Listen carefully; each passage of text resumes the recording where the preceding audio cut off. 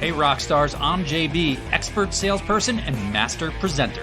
I'm the doctor, psychologist, and behavioral expert.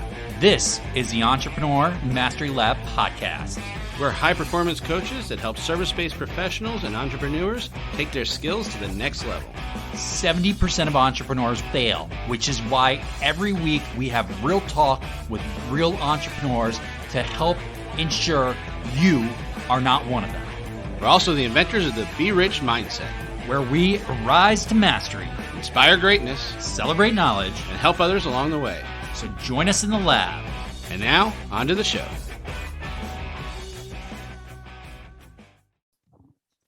Welcome back to the EML podcast. I'm JB. I'm the doctor.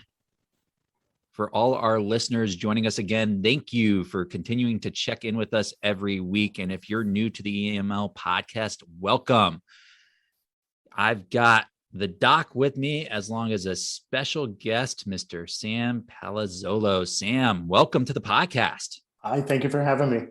Yeah, we're pretty pumped, and you're tuning in from SoCal, right? Southern California. Yeah, we're over this way on a project. We're a Nevada corporation, so based on Las Vegas. We were talking briefly beforehand about the weather, and you made us a little envious. 73 degrees right now. It's got to be 85 to 90 degrees here in South Florida. We've been feeling the humidity. Yeah, no doubt. I lived in the Gulf Coast for a number of years, down in New Orleans, and was based out of Houston. So I get it. I miss it too sometimes, but I got to admit, the weather's great here. So. My wife's only complaint about California was it dried out her skin. It was too dry for her. Now we have the opposite problem. Yeah. Well, if she really wants to feel the dried out skin moment, I guess come on over to Las Vegas, where it was just 115 degrees. And so that's a little hot, right? A little tight. That's when we just stay indoors. It's a dry heat. Yeah, dry heat at 115. It's an oven. It's an oven as well. like a blow dryer blowing on you. No, I tap out generally at about 115. And traditionally in the summertime, I'll try to find some different projects around the country that might be in a little cooler climate. So do a lot of work up in the Pacific Northwest, Seattle, Portland, over this way, Southern California. One year I did make the mistake, though, of setting myself up to go on a little tour that went Palm Springs, California, Phoenix, Arizona, El Paso, Texas. Right. And after the summer, I looked at my assistant and I was like, what were we thinking? I mean, I love the people. I always have a great time on the engagements we work on, but from a climate perspective, I mean, I remember walking through Palm Springs where I think we were the only ones there, besides the locals, and it was like about 120. It was just tight. So were you just testing out new deodorants that summer and wanted to see which one was going to be maximally effective? Yeah, I would have loved to have told you I lost weight as a result of it, but that wasn't even the outcome either. So it reminds me of my favorite thing about living outside of San Francisco. In the East Bay of San Francisco area, it's hot. You get past Oakland in the first round of mountains and it's just hot, 100+ degrees in the summers. But you can, if you can get into the city, it's only 20 miles or so away, 20 miles, and it might be 65 degrees. Right. And if you were done with the heat and you just had the chance to get into the city, what a difference it made. My favorite thing about that area, living there in that specific location, was the ability to say, I'm done. I'm going to go cool down. Yeah. No, I hear you. It's pretty neat. But, it's funny talking about being hot lately. A pretty hot time to be in the business world and in the business you're in. We're seeing a huge transition. I know you run Tip of the Spears Ventures, and you've got a pretty unique business model, a pretty robust business model. Would love for you to just kind of share a little bit, Sam, just what your business is today, because I know you have a few different components, so our listeners can get a better feel for your background and what you're doing today. Just to kick this off. Yeah, sure. I'll give you a 30,000 foot overview. We can buzz down to treetop or root level. So led a tech startup from 2010 to 2012. Prior to that, I come from big consulting. So Deloitte, Aon's change management group out of Chicago. Had my own consultancy, but led a tech startup. We achieved the less than 2%er dream, which is we had a private equity exit. I like the model. I said that's what I wanted to do. As I mentioned, I had my own consultancy beforehand. So I said I wanted to kind of do something different and unique. So we have two sides of the house at Tip of the Spear Ventures. On one side, we have a venture side of the house. We do three things really well. We do some venture funding for entrepreneurs that have a primarily tech type of firms. We'll also do some other ones and explore them, but generally post-revenue, $1 million, we'll look to venture fund them. Speaking of funding, the second thing we do on the venture side of the house is we do some consultation work with entrepreneurs around funding, business funding. A lot of business owners think of it as a capital raise. With the work that I did with the University of London, we generally push towards a customer-funded model. We identified 5 unique different ways in which customers can help fund the initiative. So that's the second pillar or leg of the stool on the venture side of the house. Besides the venture funding is business funding. The third one is an M&A play. We're kind of late to the space, but we went to a meeting. I've taught at the collegiate level since 2008. I'm an adjunct faculty member at UNLV. And we had a meeting over at Harvard about 4 years ago now. We met the folks who wrote the book on acquiring small businesses, entrepreneurship through acquisition entrepreneurship, call it whatever you want to. This is the M&A play of acquiring small businesses. And so we do that. That's kind of our third leg over there on the venture side of the house. The other side of the house is still to this day a consultancy. We do what McKinsey or Deloitte call a business transformation consulting. I would call it change, but I got a heavy focus on sales, biz dev, as well as marketing. Because from a consulting perspective, we recognize, and your listeners probably know it all too well, nothing happens in business until you sell something. It's all great strategic architecture. It is all great. What are we going to have from a collateral piece that's going to help us? But until you actually sell something, there's nothing going on.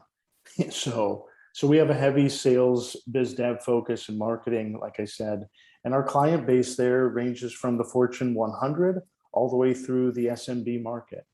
So we love working with entrepreneurial leaders in that space as well. I have to say we agree. We talk about all the time, the heartbeat of every business is sales. It's the engine in the car. Without a sale, without selling, you're not going anywhere. So we're 100% on board with you with that. I'm curious. So you've got a lot. I mean, you've got 2 distinct branches, and you've got kind of like a tripod set up within each of those branches almost. There's a lot there. You also have a really large scale of businesses you work with, all the way from SMB, small, medium-sized businesses, up to Fortune 100 company. How do you find that you manage to that well? Because that's very different needs and challenges for those different businesses. Is that a challenge for you as a business and as a business operator, or is it something that you really thrive on? I think it's more the latter. I think it's something that we really thrive on. The larger clients can be challenging. They can be heavily bureaucratic, but they also can be the great point to, hey, look, we're doing this over here with them, type of a moment for us from our perspective. They also have really deep pockets, which we appreciate, right? As we slide down from a size of organization and revenue drive down to that SMB market, the smaller organizations allow us the opportunity to really have an impact because there's less players involved. They're less bureaucratic. They might not have the budget to be able to, fund some of the initiatives, but we get creative. And by creative, we mean that, we'll generally structure some type of engagement that isn't just this hefty Deloittean, McKinseyan retainer fee that typically is associated with that. We'll come in at a price point that's smaller or less than, but from a quality of production and content of what it is that we'll ultimately deliver, those things are, I want to say, on par or greater than. And a lot of it has to do with, we look at each one of our engagements as a customized event.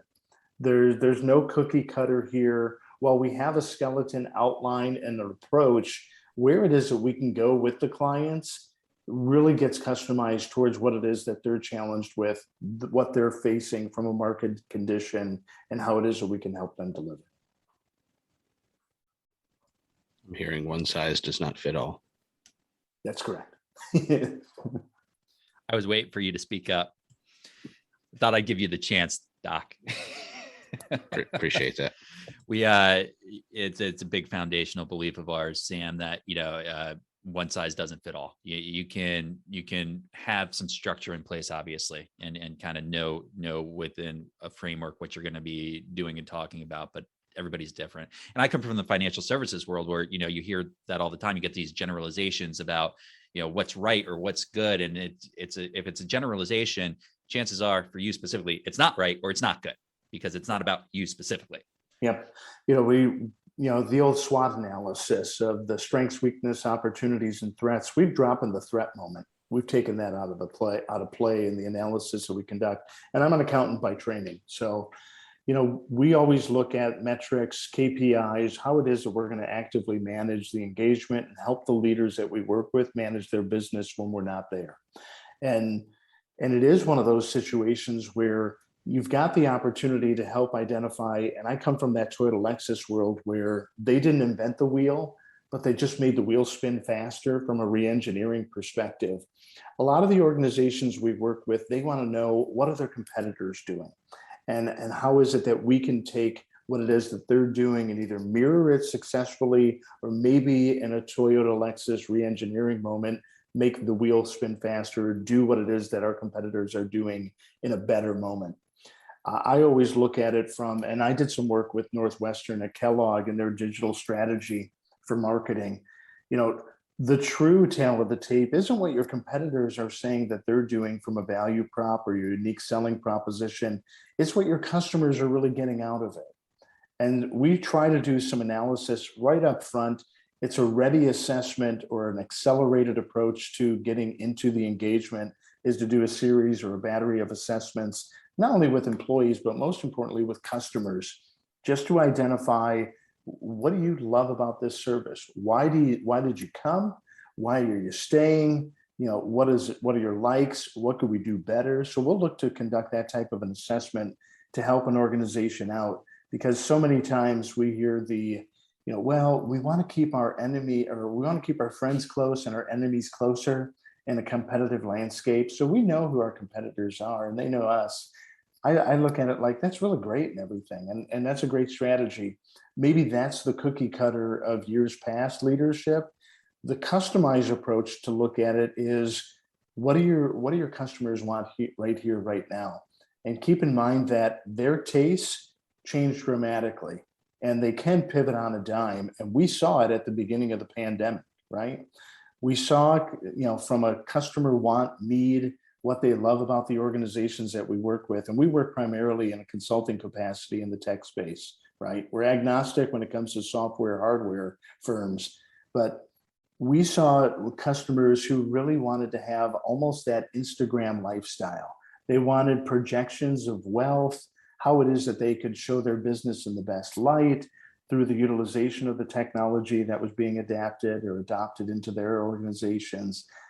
Really how it is that they could project this kind of a theme of positivity. And then overnight, the customer base went to one of, okay, great, I can't get toilet paper. So my health is primary. The safety of myself, my family, my coworkers is another one. And I also need to work with somebody that I trust, right? And this trust theme is kind of like culture in organizations. It's a foundational level that permeates the organization. Maybe it's the Supreme Court definition of pornography. We're having a difficult time defining it, but we sure know it when we see it.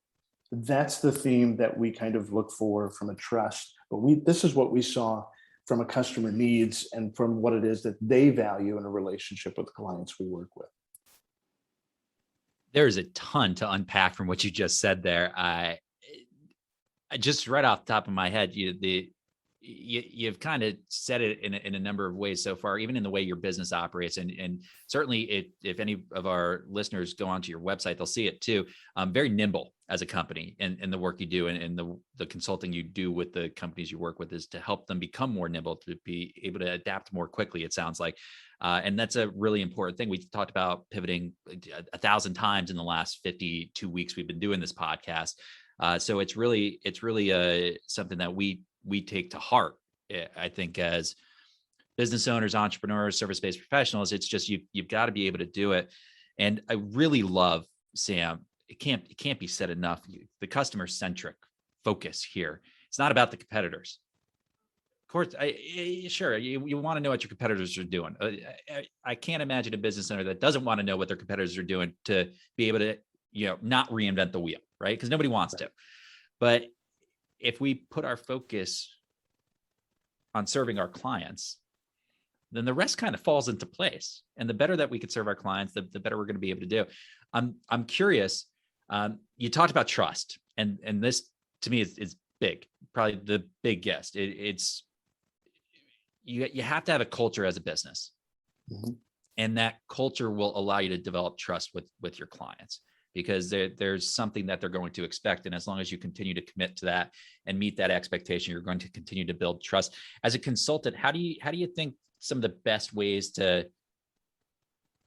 build out that culture of trust in a business can be implemented? I mean, because I'm sure there's a number of different ways, but I'm just curious, in your experience, has there been anything that stood out to you? Yeah, now, let me back up in order to go forward. So at Please. Tip of the Spear Ventures, when we formed it, one of the original premises was why it was that we were calling it Tip of the Spear Ventures. The concept of Tip of the Spear, we launched, the tech startup that I launched was down in San Diego. So heavy military population. We did a lot of, in a consulting capacity, and working with the Department of Defense, the US Navy, as well as the Marine Corps. The Tip of the Spear moment comes from the Marine Corps, and the concept is one of first in wins, or whatever it is that's going on, we're going to be the first ones in, and we're going to kick it, and we're going to go in, and we're going to take advantage of the situation. We're going to dominate. That's kind of the mentality that we had. So that was one of our core principles.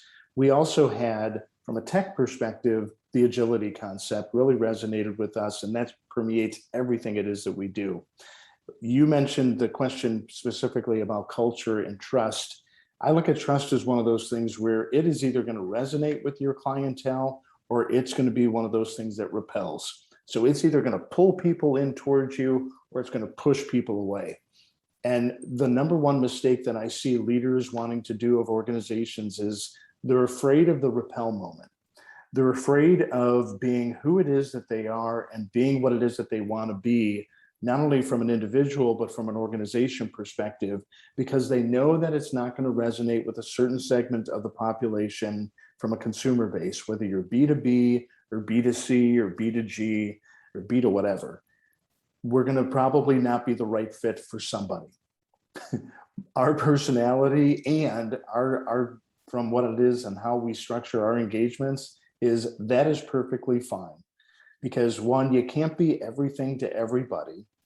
There's nothing worse than when I lived in Manhattan, I lived in Midtown, you'd go down to Times Square and you'd see a gentleman who'd be wearing a trench coat, and you'd say, "Hey buddy, over here, underneath this lapel, I've got watches. You want watches? I got a watch."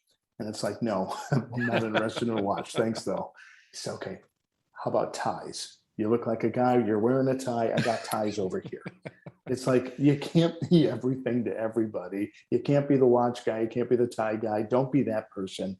You should look to build the organization based on trust in your culture, though, on what it is that resonates with you. And there's going to be a certain segment of your customer population that's going to resonate with. And isn't that really who it is that you want to work with? I'll go back even further. The first executive coach that I hired after I left corporate America at Toyota Lexus, he asked me, "Who do you want to work with? Who is your ideal client base?" This was well before marketing had invented the persona, how it is that you would go about describing your perfect customer. But the exercise was the same. And his way and his methodology of working through it was, he said, "Sam, I want you to pretend that you're the owner of a club and you're going to put up a red velvet rope at the entrance to the club, and you're only going to allow in certain guests into the club. Who do you want in? And don't tell me about who your current clients are. Don't tell me about, what it is that you love about the current folks. Let's talk about who do you really want in there? And so we came up with this description, and then we compared and contrasted on the same characteristics with our current clientele. We had 2 out of 10 that fit, 8 out of 10 that didn't fit. And at Tip of the Spear Ventures, we talk a lot to our customers about this red velvet rope policy. And what do you do with the folks, the 8 out of 10 in our instance, that weren't right for us? And what we structured was an exit plan because we knew the customers, we wanted to wish them well, but we just knew that they needed to go be successful somewhere else with someone else. And so we structured an exit path for them where we would introduce them to a competitor in our space as kind of a nice off-ramp. And we heard everything in the book. Think of it like a relationship where it's time for you to get out, but the other person in a personal capacity is looking at you saying, but no, I can change. Believe me, I didn't realize it was this bad. We had that type of a moment play itself out with one of the 8. And you know what? Just like in a personal relationship, we were dumb enough to believe them. And so, but guess what? After 2 months, a tiger can't change its stripes. Leopard can't change its spots. The old things that they said that they would change came back to the surface. We recognized, this isn't working. And they recognized it too. And we both had a good laugh about it, and we're still friends to this day. But it is one of those things where, from a culture perspective and with trust, these are those leadership forward moments where, you're not going to be right for everybody. So stop trying to be. The people that you are right for, you'll have better relations with them. And by better, I mean that trust will be not immediate. You'll have to prove yourself. But it is one of those things where you'll build long-term lasting relationships. When we're done here, I have a meeting with one of our clients down in Tampa, Florida. They were our first client. They are still with us to this day. We're celebrating our 10-year anniversary. And the reason why is because, look, we look to build long-term strategic partnerships. We hate the vendor work. So I'll pull up there. I know, again, we've said a lot, but that trust concept, we are into it. I'm hearing for good relationships, we need trust, communication, and you can remain friends with your ex. If you want. I'm not sure about that third part. I don't think my wife would agree. That's if I were to try to distill that down personally to just a word, authenticity, right? Be true to yourself. We talk about that a lot. We personally feel like most businesses miss that. I think there's a lot of fear from a business owner, right? From anybody out there putting themselves out as a public image. There's this fear, not just of repelling customers away from you, but even alienating the customers you do have. Essentially, if you have pressure on the business, you've got, to your point, 10 clients, 8 of them don't fit. It's what happens to my business if I try to exit from those 8 clients. But ultimately, to your point, your business will never get to where you want your business to be, I don't think, if you're working with the wrong clients. And if you're spending your time with the wrong clients, how the heck are you going to get to the right clients? Yeah, I think especially now, if you're selling a B2C where it's more of a consumption, a CPG type of an item, it's one thing to put up with bad customers, right? I'm not saying it's ideal, but you may put up with them. In a B2B type of an environment, especially where there's generally larger tickets involved and the relationships last longer than just a consumption cycle, it's really important. Working with customers that don't fit within your ecosystem, it's draining. And the things that you're attempting to do are so far out of whack that it just leads you back to that tire example. It makes you out of balance. The tire wobbles on the vehicle as you go down the highway. That's not the vehicle's best operating moment, right? It leads to poor gas mileage. It may lead to some errant driving, which may take you off course, and it could cause an accident to occur. So our best advice, find those customers that resonate with you, stick with them, build long-term relationships, and go from there. I will say this much too, that it was scary. The moment of, oh my gosh, I think the gentleman that's working with us is asking us to get rid of 80% of our clientele. I mean, I had little kids at the time. My daughters now are in their 20s. One just graduated from college. But it was one of those things where I was like, I don't think the mortgage company is going to understand this red velvet rope concept. The utilities certainly aren't going to be understanding of it. I got to figure this thing out. But, I won't say it was magic, but, there's the concept of when one door shuts, another one opens.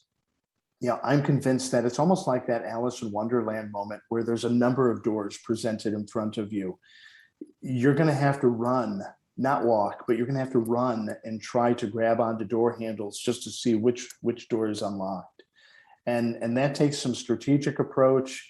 It also takes some speed and desire to want to go and twist as many doorknobs as quickly as possible.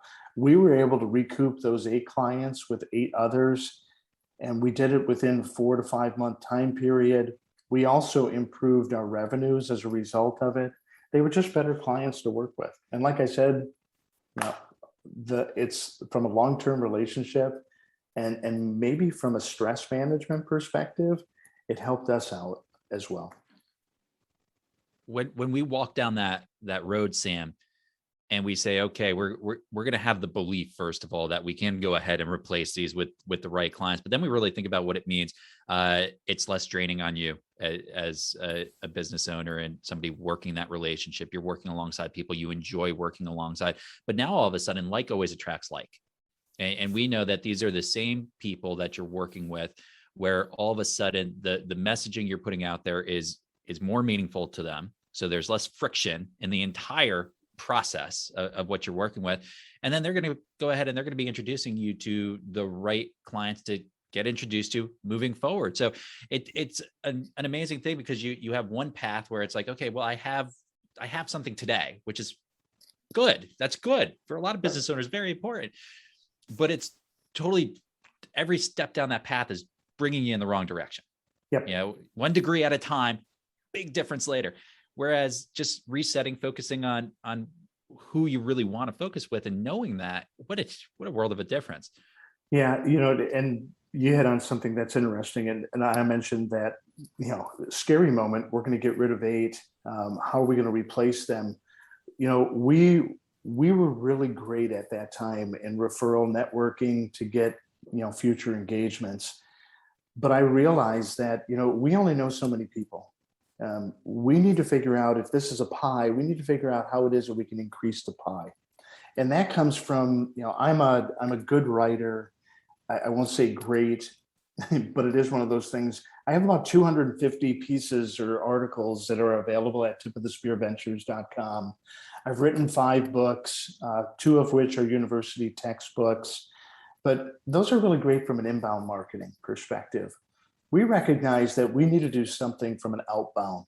And so we switched coaches. I have a central theme of mine is that, if Tiger Woods can have 18 different coaches working with him on a variety of different aspects to make him the #1 golfer in the world, I'm going to, not that I'm Tiger Woods, but I want to have coaches that are going to help us specialize and help us accelerate our business and me forward as well. And so we switched sales coaches about 6 years ago. We went from a gentleman, excuse me, that I loved his methodology, I loved his energy, to a gentleman who just resonated with me. His name's Anthony Iannarino. I always give a shout out to him. He's based out of Columbus, Ohio. If you don't know his work, find his work. But his work resonates with me and with the culture that I've established at Tip of the Spear Ventures. It is very cerebral. He helped us architect what our outbound strategy is, and we still leverage it. And I still work with Anthony to this day because I don't think anybody's better in the business. But our outbound strategy consists of, kind of enlarging that circle. And so we'll outreach to other leaders that are in the space that we want to come in contact with. And we don't do the jicky, can I get a cup of coffee with you? Or how can I get on your calendar? Can you spare 30 minutes? I want to pick your brain.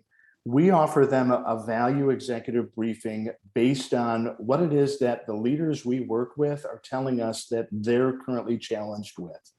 And right now, we're doing executive briefings on 6 keys that business leaders are faced with and looking to overcome as we exit the pandemic. It's a 20-minute executive briefing. We'll leave the pitch deck with them in a series of slides, as well as it's set up perfectly for a step-down meeting for the leader with their teams. And we'll a lot of times facilitate that step-down meeting with their teams because we think it's the right thing to do. Is it intellectual property? Are we giving something away for free? Maybe, but I know this much.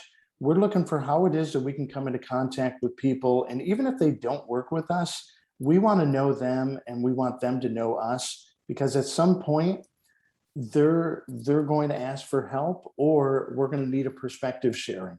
And that's really, isn't that the best way to go about getting new business, is to find people that you like and that you want to work with? So I know that we're going to put it in the show notes because we had a request for it. Can you capture what your business transformation consulting looks like? We put together a 37-page, 128-question self-assessment for business transformation. It's a workbook, and we have it available at tipofthespearventures.com. I know we'll put it out there in the show notes as well, but it's a great way to look and explore really how it is that you as a leader should lead your business driving forward. So kind of our gift to your listeners for participating or hearing us today. Thanks so much for that, Sam. We appreciate you sharing so much interesting knowledge with us too. I know we will have to have everyone join us on the Facebook group where Sam is a member. So if they have any questions on any of the letters and acronyms he used today, for those newer business folk, it was like playing Scrabble a little bit, we can have them answered for you in there. That's a great way to interact. But thank you so much for joining us today. Yeah, and thank you for reminding me. I know that, I love business, right? And I unfortunately sometimes get caught up in the acronym of the moment.